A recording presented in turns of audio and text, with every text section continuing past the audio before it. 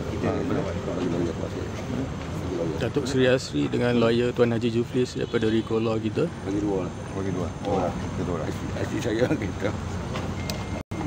Ada IC. IC. Okey. Ini kuat dah lawyer. Berapa orang yang nak buat serah? Berapa orang? 3 orang. Tak boleh 3 orang. 3 orang boleh hantar. 3 orang. Okey, bagi IC. Ada Adam. Bagi IC tu. Siapa lagi tak cukup IC? Cukup dah? Tak boleh bagi IC ni. Okey. Serah tak bagi serah. Siapa wakil ni? Ramli lah. Okey, wakil kita untuk menyerahkan memorandum.